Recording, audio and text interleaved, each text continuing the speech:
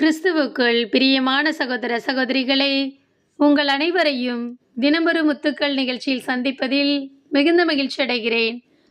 உனக்கு நான் செவி சாய்ப்பேன்.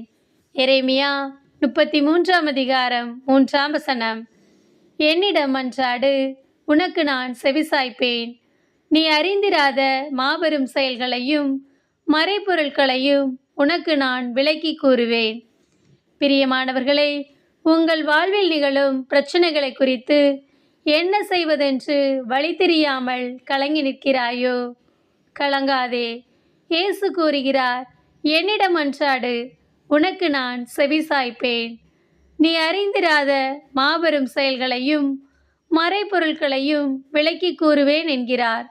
ஆம், இஸ்ராயேல் ஜனங்களை எகிப்தியரின் கையினின்று விடுவிக்க இறைவன் மோசேயை தேர்ந்தெடுக்கும் போது மோசேக்கு துணையாக நின்று ஜனங்களை வழிநடத்தினார், அற்புதங்களை நிகழ்த்தினார்.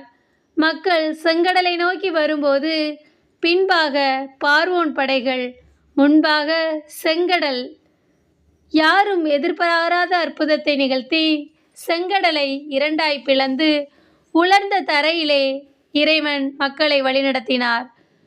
மோசேயுடன் இருந்த இறைவன் இன்று நம்மோடும் கூட இருந்து நம்மையும் நடத்துவார்.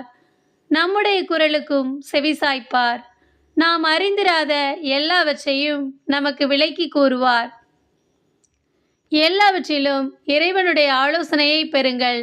சாலமோன் ஜனங்களை நீதியாய் நடத்த ஞானத்தை கேட்கிறார்.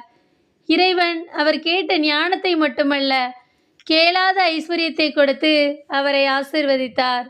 தேவ பிள்ளையே, நீங்களும் ஒவ்வொரு காரியத்திலும் இறைவனின் ஆலோசனையை பெறுங்கள்.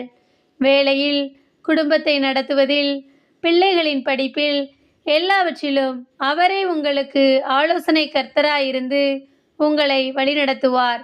நீங்கள் அறிந்திராத பலவற்றை உங்கள் வாழ்வில் வெளிப்படுத்துவார்.